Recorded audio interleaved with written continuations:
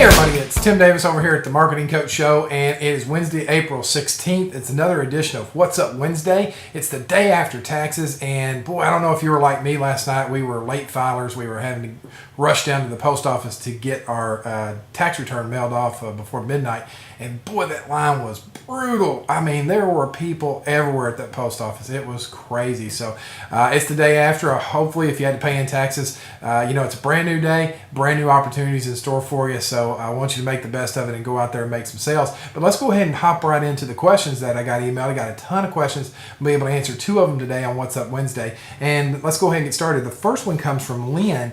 And Lynn writes in, "Hey Tim, I really enjoy your post on Loan Toolbox." Hey, thanks, Lynn. I appreciate that. Be active in the message boards. There's a lot of great content out there, a lot of great ideas floating around. So appreciate the compliment. She has a question. She says she's doing a Mortgage 101 seminar, and a fellow Loan Toolbox member suggested that she give out books for capturing referrals to the attendees instead of, say, an $8 coffee mug. She really loves the idea, but her question is, should she put a label on the book so that people would remember her, or just give away the book without anything in there and just hope that they remember her? And I think that's a fantastic question, and I have given away books in my business for years. I remember there's a mall here in town. There used to be this Christian bookstore in the mall that sold discounted books that they would get in, but the books were brand new. I used to go in there and get Todd Duncan books for $3 and $4, and I would just buy them all off the shelf. These people thought I was nuts. If they had 20 books, I'd buy all 20 books. And what I would do with these is I would actually handwrite a note inside the front cover.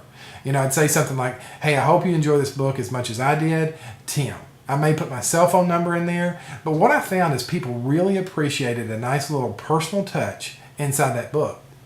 I think it's a great way for them to remember you. I have books that have little personal touches in them that I never plan on giving away, whether I read them again or not, and sometimes I open them up and take a look at what somebody said. So I would handwrite a personal note in there and give those away, maybe jot your cell phone number down in there. Hey, let's talk about it sometime, Lynn, 555-5555, whatever your number might be. So that's what I would do. The other question, hey, Lynn, by the way, congratulations doing the Mortgage 101 seminar. Seminars are hot these days. They are taking off like wildfire, and they're really a great thing to do. The other question comes in from Martin. It's sort of a two-parter, and I'm going to paraphrase it for time. He wants to know what the best way to meet real estate agents, see some more information on that, and he'd also like to see some more information on meeting human resources in companies. And let me give you my two experiences on that. First, inside of Loan Toolbox, you're going to find under the members content section some content that I wrote called The Originator's Guide to Meeting Real Estate Agents. And it's a way that you can get realtors to sort of call you rather than you chase them down. But what I've learned about meeting realtors in all the years I've worked with them is you really have to understand and walk a mile in their shoes and really understand what it's like to be a real estate agent and what's the frustrations and the pains that they go through. And you do that by sitting down with them one-on-one and just interviewing them and finding out a little bit more about what it's like to be a realtor. Find out what their problems are, uncover solutions for those, and when you present the solutions back, you'll create a bond very quickly. It's a great way to meet realtors. Sometimes I see loan officers go into the mindset when they're trying to meet realtors, they have the mindset like, I really need to capture this business from this person. And the truth of the matter is you really don't know that person that well at that point. So take the mindset of trying to capture business off the table and put on the mindset of trying to capture a friend. Because if you listen to the Marketing Coach Show, the number one thing I always say is if you make a friend, you'll make a sale, I guarantee it. So if you go in there with the attitude that I just want to make a friend, you'll be a lot more successful.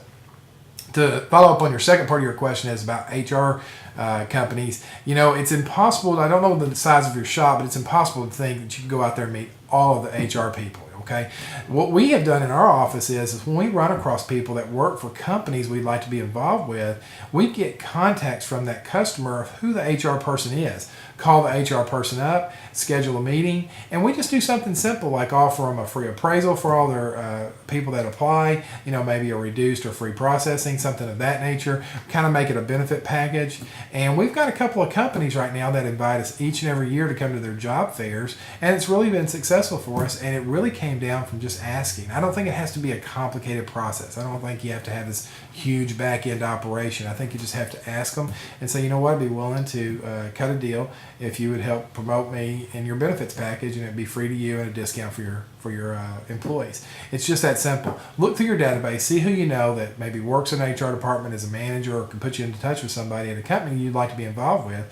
Reach out to them, make a plan to call them and have a lunch meeting and just talk to them and see what their needs may be and see if you can fill those needs. That's a great question. So hopefully we'll get some more information out about that as the weeks come on. Hey, listen, it's getting close to the end. Hey, don't forget the Friday edition's coming up. We're going to have some cool stuff for you. We're still going to go to the grocery store and tell you what you can learn about marketing from the grocery store, and that's going to be a lot of fun. And I hope you have a great week. I hope you make a lot of sales, and I hope you go out there and you make a friend, because if you make a friend, you'll make a sale. I guarantee it. And we'll see you next time right here on the Marketing Coach Show. And don't forget, hey, my email's running across the bottom. Email me your questions. I'll answer them every Wednesday on What's Up Wednesdays. Hey, have a great day. We'll talk to you real soon.